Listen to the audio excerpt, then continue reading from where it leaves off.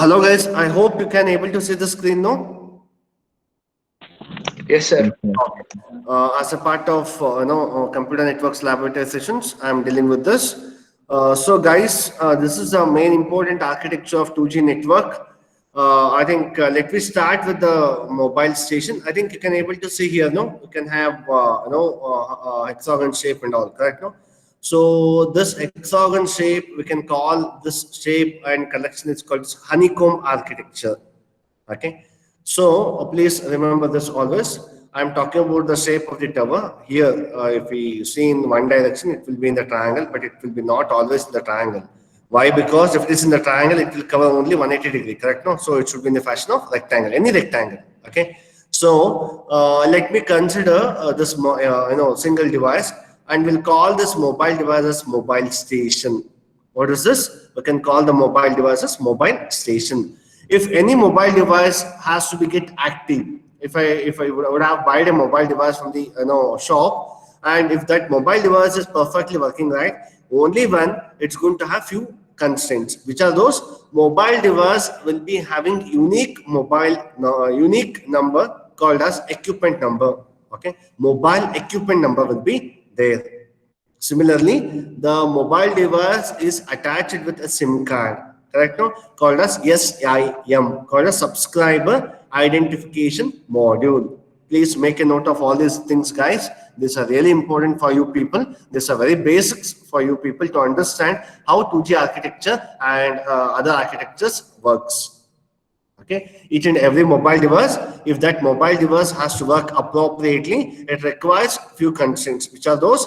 The mobile device will also a unique number called as mobile equipment number, equipment identification. Along with that, the SIM card, mobile device is attached with some SIM card called as SIM, called as subscriber identification module. For example, +91, it's a country code followed by 9686. For example, it's an area network code followed by the area code and a respective unique number. Okay, so along with that mobile number, you'll be having subscriber identification module. I mean to say that along with that SIM card number, you'll be having a mobile, the data number also. You'll be having unique identification for the SIM card also. Okay, so that is called as mobile equipment identification. Subscriber, SIM card also, it's going to have identification number.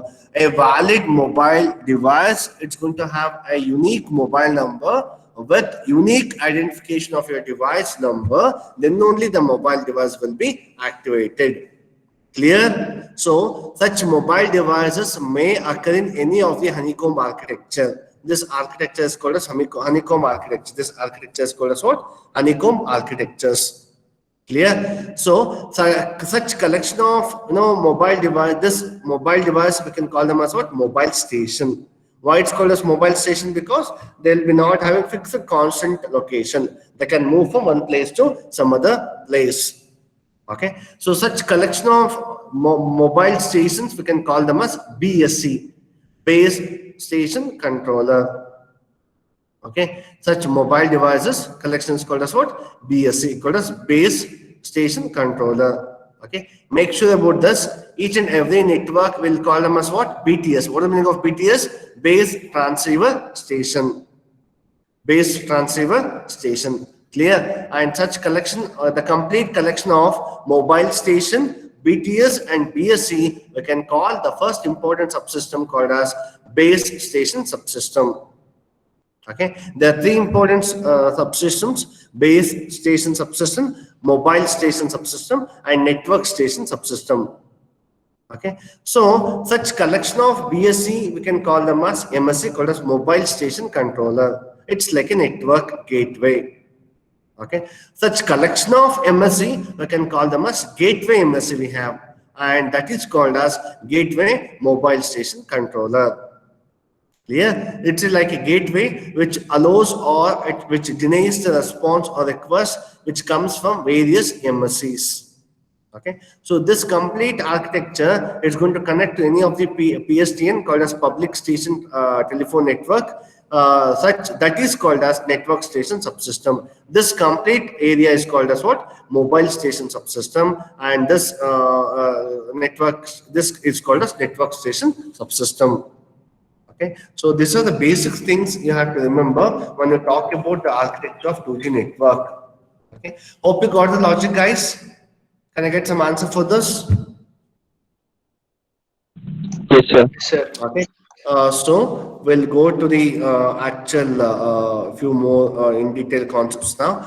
And I think if you would have studied the architecture of 2G network or 1G network, 1G network we don't have any kind of data and all, correct? No? So there is a very important type of architecture that comes into picture, commonly known as GSM, called as Global System for Mobile Communication. GSM is the first architecture. It was developed mainly for 2G network, and as we have a lot of drawbacks with 1G network. And keeping this 2G network architecture, the further architectures were developed. Even if you would have taken example of 4G architecture, 4G technology is completely dependent upon 2G network, that is GSM architecture. What is the meaning of GSM? Global System for Mobile Communication. Clear? So, and what type of network it follows? It's going to have cellular networks. Okay, each and every area is called as cells. As you can see here, this each and every area we have here, right? It's called as what? Cells. Okay, so and hence that architecture is called as cellular architecture, cellular networks. Okay, so even though we have multimedia systems, multimedia networks and all appears with the help of GSM, only with appears in 2G network only with the help of the beauty of GSM architecture. Okay, so please guys, please give your attention towards 2G network, which is very important because all the further architecture, I think in your mobile devices you can able to see just 2G, it will be there in your network. I don't know if it is like this tower in your mobile device, it will be having a thing called as 2G here. If it is 2.5G, it will be having a symbol called as E. E stands for edge, EDGE. If it is 3G network, it will be having 3G symbol. If you're having between 3G and 4G, you are going to have H plus, called as HyperNet plus. It's going to have high density 3G network. Okay, if it is 4G, it will show here completely as 4G. Okay, I hope so. You have observed all these symbols in your mobile devices, correct? No? Can I get some answer for this? Yes, sir. Okay, so that is a main important aspect you can remember. And 2G network follows a technology of TDMA called as time division multiple access. In case of multiple accessing or time division or any kind of multiple access, we can have frequency division multiple access, time division multiple access, and code division multiple access, that is CDMA and all. Okay, so whenever you are dividing one thing, the other two things will be kept constant. And 2G network is also attached with one more important architecture called as GPRS. If you remember 2.5G, we have GPRS called as General Packet Radio Services. Using that technology, you can able to send the multimedia data like images. You can able to receive the audio signals. You can send the audio signals. You can able to try to see the images and all. Okay, so all this will be happen only with the help of General Packet Radio Services. Okay. Okay, and actually GSM can be implemented in all versions of NS2 simulator. And now I want to highlight you what is the meaning of semi-wireless networks. Okay, so as we all know that NS2 will support completely wide networks and wireless network, but it will never support completely semi-wireless network. What is the meaning of semi-wireless network? How come the cellular technology belongs to semi-wireless network? You may have a question. The meaning of this is, if you would have considered the example of, if you would have taken the example of mobile station. For example, I have a mobile device and I have a tower and I have two mobile devices. Let me consider mobile device 1 and mobile device 2. I want to make a call. If you would have taken the architecture of this, I can explain that clearly here. If you would have taken an example of this mobile device to this mobile device, an example. If they want to communicate, the complete mobile devices are wireless. Correct? No? Can I get some answer for this? Is there any cable connection for those devices? No. Say something. Yes, sir. Okay, but if those two mobile devices, if they want to communicate among themselves, they have to connect to which one? They have to connect to the nearest BTS. Let me consider if both these two mobile devices are very near, even though they are very near, if they want to communicate, they have to contact their respective BTS. Okay, or that is the reason there is an module called as authentication center, AUC. What is the meaning of authentication center? That comes in operation station subsystem, which is very important one. That's also one more subsystem of your 2G architecture. In case of that, all your basic details like your name or your or the address proof and all what are given, all the details will be recorded in the nearest base station. That's called as registry of your mobile device. Okay, so that's the thing. Once you buy the mobile SIM card, immediately they'll ask you for some address proof, photo proof and all, right? Once after giving all those things, the complete database will be complete database of years will be recorded in the nearest BTS, and we can call it as registry BTS. Okay, your mobile device is registered with this registry mobile device. I want to make a call. For example, let me call to ESCR of the class. And what it does immediately, my mobile device, it will check for the BTS, check out the details of the number of the CR what I had called. For example, let us consider a class representative number, and I'm going to call to him. Okay, so it will verify whether the number is valid or not. You'll get some small dials sound, right? In that small dial sound, it will going to happen all this process actively. Okay, if the mobile number is not valid, if the mobile number is wrong, immediately it will tell that the mobile number is wrong. Okay, if the mobile number is valid, it will check the authentication of the mobile device, mobile number. Okay, so how it checks? It will check out the, for example, I am here, for example, let us consider here CR, he is in some other place, his registered mobile devices, his registered BTS is somewhere, but I'm calling from here. Okay, so how it checks? It will request its particular other BTS saying that whether this mobile number or this mobile device is valid or not. It will send back a reply saying that yes, it is valid. Once it comes to know that it's valid, it will connect the connection to the receiver device. Hope you got the logic of this. Can I get some answer for this? Yes, sir. Okay, so if you before getting connection with the other mobile device, when you dial the number, immediately it will connect to the nearest BTS, and that BTS verify the number of the sender number and also the receiver number also. What it verifies, whether the number is authenticated, whether the address proof is valid or not. If they belong to my same network, it will verify immediately and it will send back the signal. If it is in the neighboring neighboring BTS or in the other BTS, it will send a signal and it will take the request back, reply back, and it will connect the signal. Okay, so these are the convenience what we can have. What you have to understand from this is the mobile device is completely wireless. I can be here, I can go to my dwelling place, I can go to my home, the position changes and all. Correct? Now, what about the BTS? Can we change the BTS? Can I get some answer for this? Can we change the BTS? No, sir. No, it will be kept constant always, correct? No, so the towers will be constant always. Hence, this type of technology is called as semi-wireless technology. The mobile devices are completely, we can move from one place to other place, but the BTS are kept constant. If you want to communicate between any two mobile devices, there is an intervention of BTS compulsorily. Hence, this architecture or this network is called as semi-wireless network. The mobile devices, we can move from one place to other places, but the BTS, they are kept constant. Okay, so NS2 will not support completely semi-wireless network.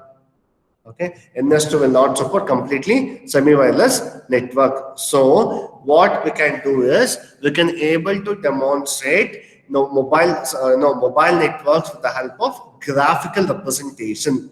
Okay, I'll tell you the detailing of this in the next lecture. Right now, please remember this. Why it will not support? Because we can have continuous number of, you can have, I'll show you that. Wait 1 second.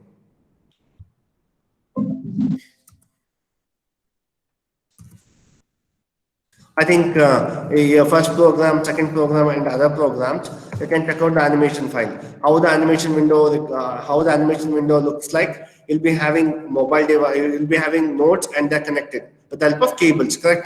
Can I get some answer for this? And Yes, sir. all mobile devices are get connected. You can check out here. Okay. So what you can see here in the first example, you have nodes, number of nodes you have, and you have all the nodes are connected with the help of cables. Okay. So if you have taken example of Ethernet LAN also, third one also, same thing. Correct, Alva? So you can check out here this also. If you want to check this, the same thing we can have. Okay. So what about your fourth one? Fourth example, I can see here. If it is Ethernet LAN also, we can have a cable connection or a physical cable connection we have, and it is connected with the help of mobile device. Sorry, connected with the help of nodes. Okay. So what about the fourth example? Fourth example, what type of network we can have in fourth example? Please respond. What type of nodes we can have? What type of nodes we can have? What type of nodes we can have in fourth example, guys? Wireless nodes. Wireless nodes. Is there any connection between those nodes here, physical connection? No.